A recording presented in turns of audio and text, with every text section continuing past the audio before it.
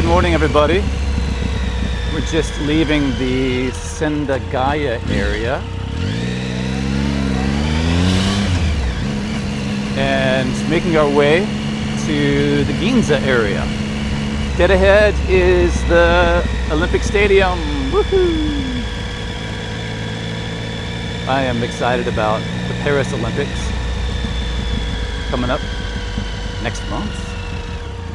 I think it's next month. I wish I was announcing that one. But alas, no call from my French friends. Good to have you along. Welcome aboard. It will be a relatively short ride, but an exciting one. Wheelies, high-speed chases, resisting arrest, you know, kinds of things that make you come back for more.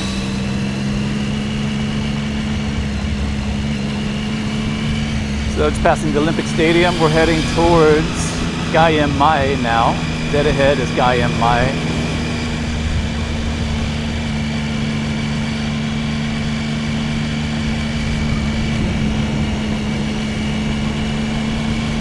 Carrie's in the house. JB's in the house. Welcome, guys.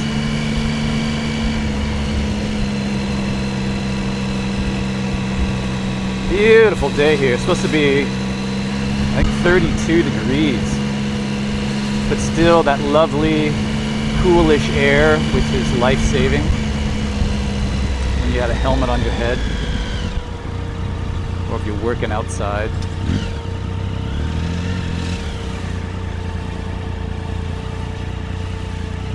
All right, we got some people coming in, joining. Welcome, guys. We're just heading towards Mach, and then we're off to the Ginza area. I've got a job there. Keith says stunts. Daniel, greetings. Actually, I'm editing my Blue Sky Heaven video right now, which has some Harley stunts. Guys are riding these big 400 kilo Harleys, street glides, road glides, doing wheelies and all kinds of crazy stuff. It's great. Dead ahead, you can see that tall building in the center of your screen. That's Roppongi Hills in Roppongi.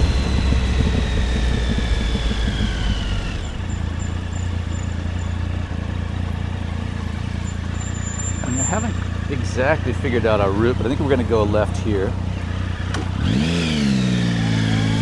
We'll go left here. This will take us through Aoyama Ichome. There's always some eye candy in this area, in the form of supercars, of course. So yesterday I got my plane ticket home to the US for August, and I've been putting it off, just because the prices are crazy. I just can't accept paying 400,000 yen or whatever for a flight to Portland, Oregon, exotic Portland, Oregon. So been putting it off, and then all of the seats are gone on what I usually fly on Delta. So the only thing left was, like these semi-business class, whatever, 400,000, and other airlines were also really expensive. So finally I was like, okay, I just got to do it. I got to bite the bullet. So a couple days ago I'm searching and I find one. You find those discount airline brokers. They're like Expedia and Kayak, and a whole list of them pops up. You do a search and then you can choose which of these discount brokers you want to search through for your flights. So I clicked on this one that I've never heard of before, and I think you can probably guess where this is headed. So it's called Fair Porto, and there's an Air Canada flight. It was $1,350 US, so it's about about 200,000 yen. So I was like, okay, you know, that's still a lot, but I'll do it. So I bought it, and I immediately get an email, and it's filled with English mistakes, which is the first red flag. Full of English mistakes. It's weird English, and it says, if you don't receive your e-tickets within 4 hours, call us. Call our support center. So I go to bed. It was in the evening. I go to bed, wake up in the morning, still no mail from them. However, there was one from a guy named Alvin. So never trust a guy named Alvin, especially ones that hangs out with chipmunks. So I give it a call, and it's a call center. It's an Indian call center. I can hear them all jabbering away in the back with other customers, and very unprofessional. So the guy that's Alvin, the mail was not from Fair Porto, it was from Alvin. And once I got digging into it, then it had some Fair Porto stuff in it, but it was just weird. So to make a long story long, I ended up getting scammed. So when I'm on the phone with the guy, he tells me, oh, by the way, this fare that you got is a promo fare. So you cannot bring luggage. You can't choose your seats. And all this other BS. And I'm like, dude, I said, that's completely unacceptable. I said, you need to cancel this now. And then the tables turn. Then he gets all angry. You will lose all of your money. The $1,350, you will lose all of that if you cancel this contract. And he goes, but I can set it up for you to get so that you can check your bags, choose your seats, and all the other benefits that you are expecting. All right, so how much extra is that? And he's like, it's $120 each way. So I said I was going to make this long story long, but yeah, I am making it long. So in the end, I got scammed for an extra 40,000 yen. And I got the credit card company on the line when I was talking to this shyster. And they're like, okay, they just charged your card for the Air Canada. So basically what they do is they get your credit card information, and they didn't totally rip me off. They just scammed me and charged me more. That's their business model, is scamming people and charging extra money, luring you in. This classic bait and switch. Lure you in, and then break the news to you that, oh, you can't check your bags, or you can't do this, you can't do that, but we can set it up so that you can do that, but you have to pay extra money. So he tells me the money on the line, on the phone, and trust me, I was about to shoot this guy over the phone. So he tells me the price, and then he says, I'm going to send you an email that'll have the price in it. All I need to do is just check everything over, check the details, and mail me back saying you approve of it. So it was then $1,800. So it's now $500 more than what I thought I was buying. So actually, sorry, I take it back. I got ripped off more than 40,000 yen. So it was $500 more than advertised because of the upgrade fee to be able to check bags and taxes. But on the website, it said all the taxes were included. So anyhow, that's the end of my sob story. But beware of Fair Porto. Absolutely do not give them any business. Complete scamsters. I checked online afterwards. I wish I'd known ahead of time, but loads of other people saying exactly the same thing. And then the guy's like, before I hang up, he's like, can you give us a review? You bet. I gave them the best review they could hope for through Trustpilot. All right, anyhow, we are at Nagata-cho, This is Nagatacho. Dead ahead is the Imperial Palace.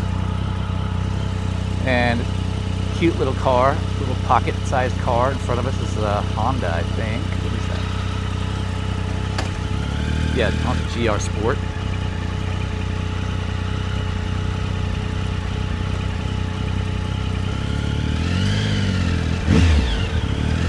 Oh, is it a Honda? Wait a minute. Oh, it doesn't. I think it's Daihatsu. Daihatsu? Tell.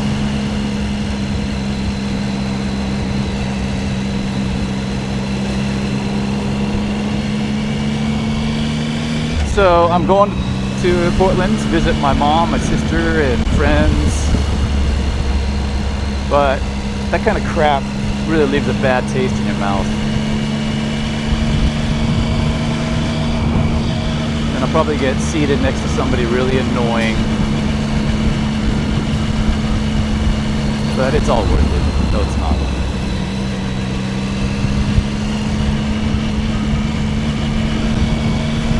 Alright, Imperial Palace on our...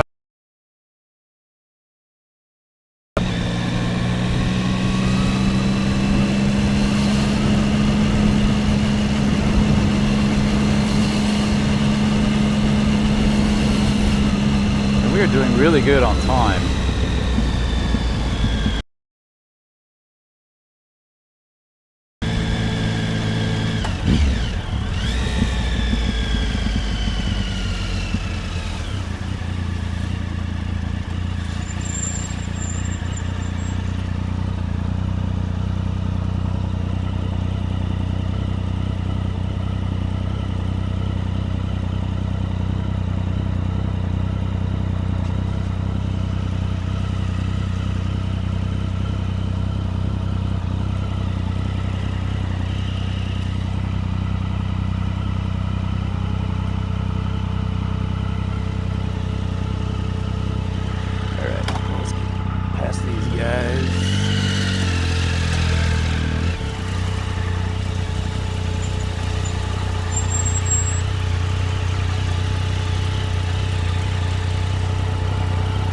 The best view possible.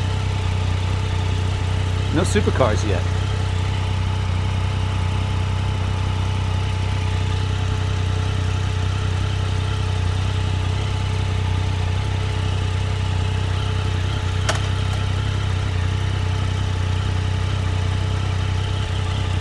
Oh, there's a Maserati, yeah, but it's...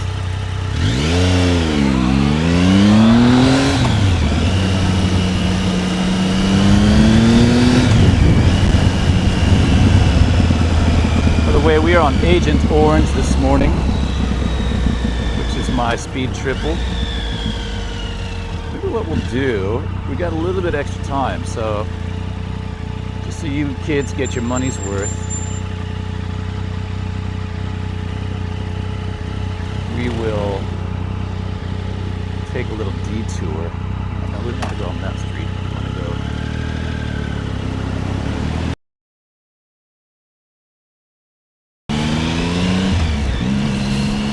One of these luxury Century cars in front of us, usually chauffeur driven,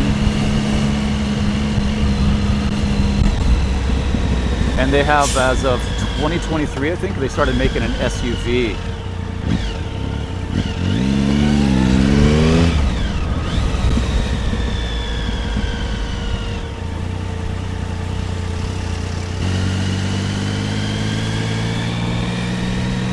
Alright, we're rolling into Ginza.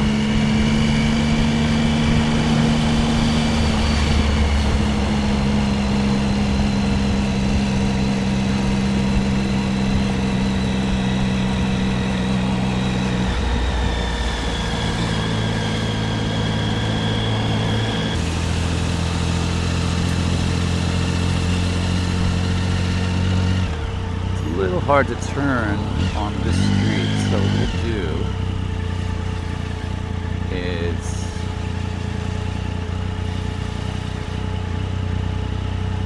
go up another block. Ooh, it's nice to have some shade here.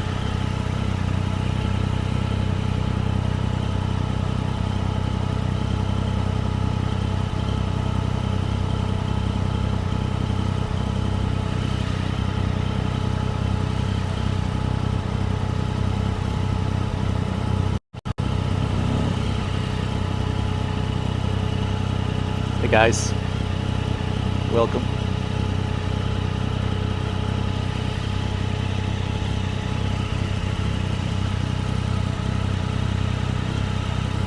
I've got almost, what was it, 10:25. My job's at 11 in Higashi Ginza. So we're gonna hijack a parking spot at one of my studios that I work at. Not the one working at today, but park there and then gonna walk over to my studio. It's over near Tsukiji. So a lot of people that come here are still going to the original Tsukiji, which, as you know, it's the fish market, and it moved to Toyosu. But there's still all the sushi shops are open and other things worth seeing, so it's still a good place to check out when on tour in Tokyo, wanting to check out the Tsukiji area.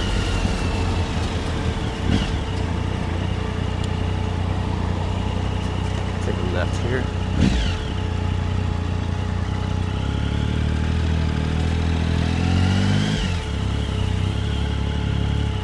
Out of curiosity, which view do you prefer?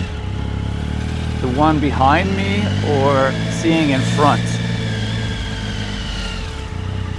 Or equally both? From my perspective, it looks pretty cool with the things, when I look at the screen, the buildings behind me.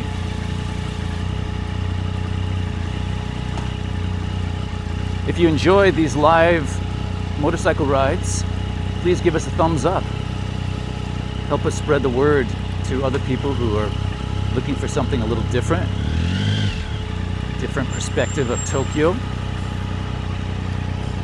And I'm back forward here.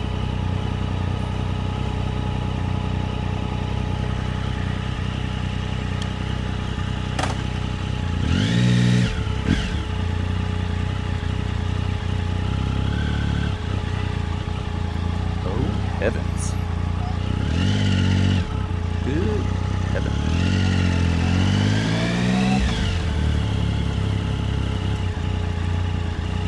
So Ginza is your one-stop shop for all things luxury. All the brand shops are here. You can also go to Harajuku or Motesando and find them there as well.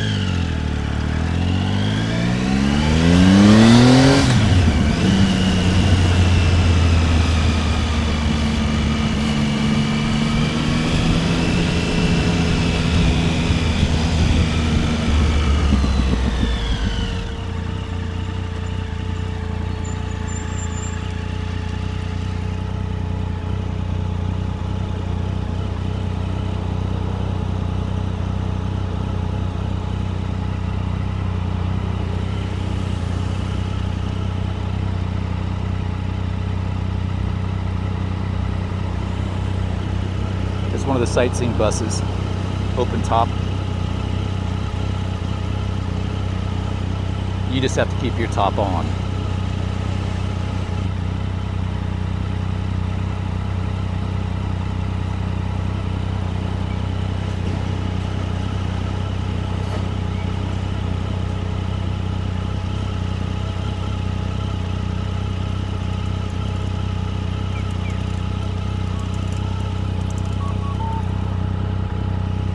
Just joining us, we are in Ginza right now. This is one of the crossings.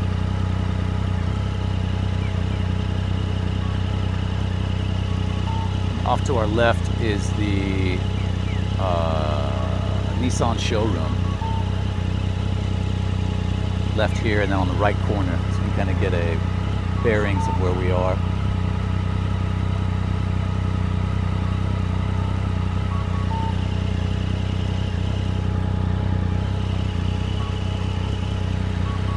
And we're going to make our way over to the Higashi Ginza area.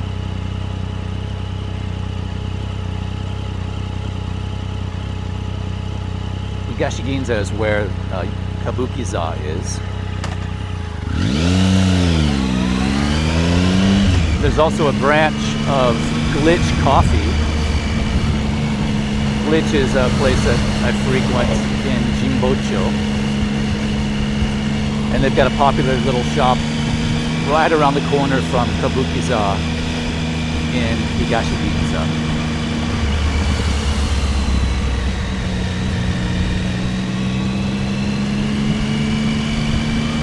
Straight ahead is Shimbashi. But we're not doing too good on the lights today, guys. We're missing a lot of these lights.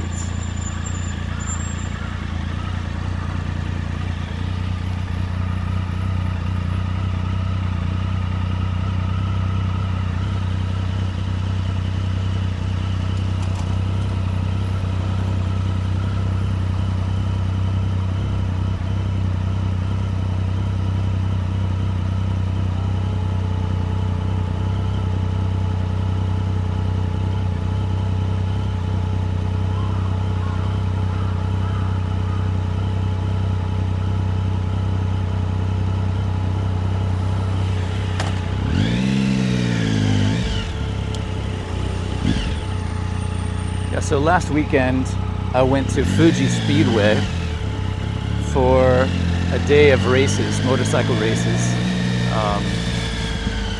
vintage bikes, and it was awesome.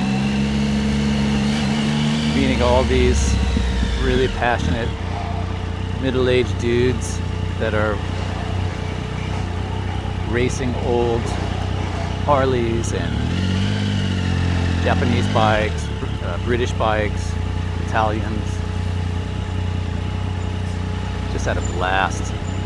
So I'll be working on that video after I finish the Harley Blue Sky Heaven one, which is what I'm in the midst of right now.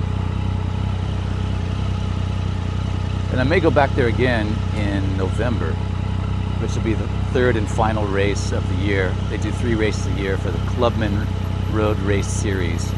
There's multiple classifications depending on year and bike size, weight. Alright, we'll get back here.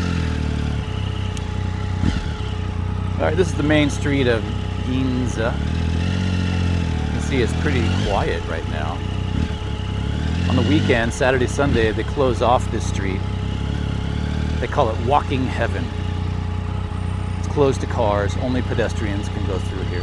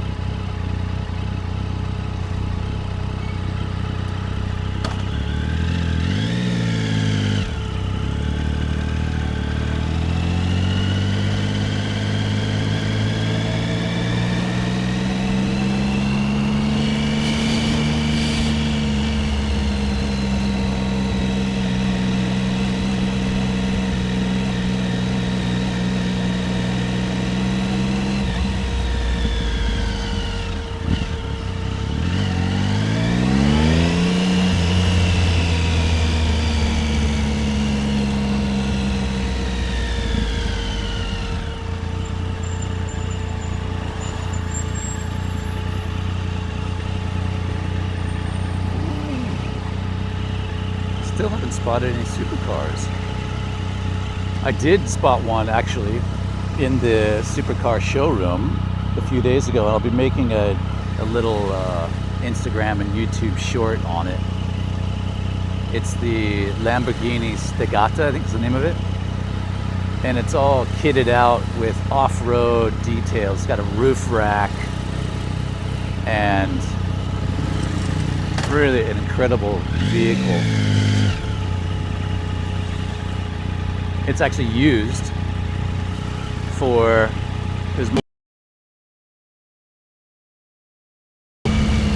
if you haven't done kabuki on your trips to Tokyo, it's worth one scene, which is about 45 minutes, and if you're like me, that's all you can handle.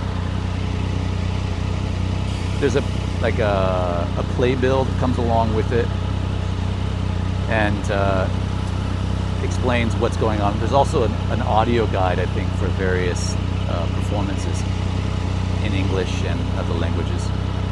But that's real, you know, old Japan, classic theater art stuff, and it's a must-see.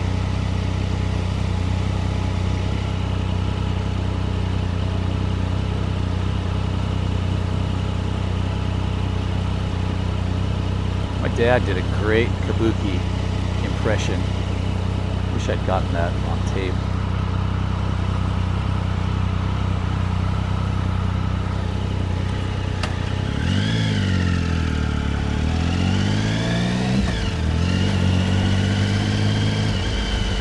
Try to get a little closer here.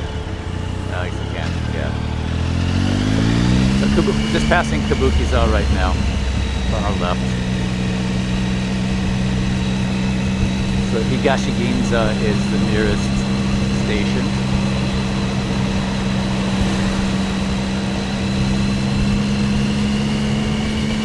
We'll be turning right up here.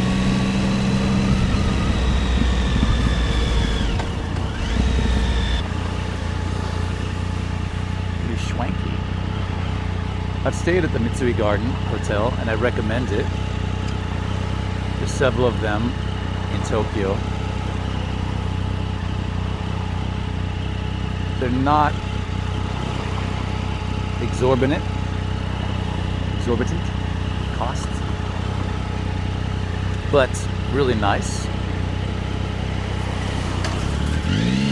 clean, stylish.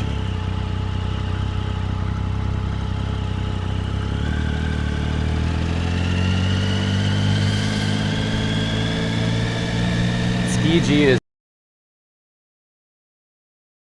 all the big Tsukiji fish. We don't have time. I've got to get parked and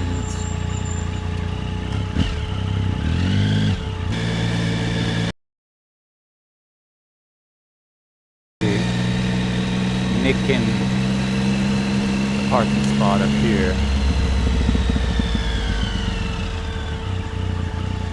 I always have to pretend that I'm actually going in to record, so there's no suspicions.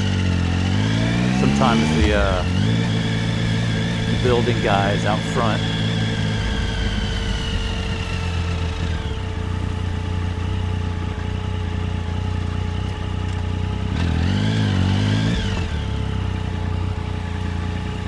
Alright guys, we're rocking in.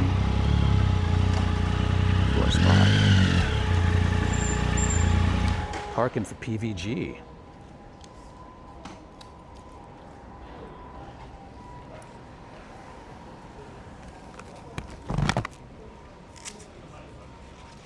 I do thank you for, actually I gotta keep my helmet on so you can hear me. I do thank you for coming along as always. Take you out of the sun here. This is what we were on today. This is my Triumph, aka Agent Orange. She has been many places with me around the country. A loyal steed.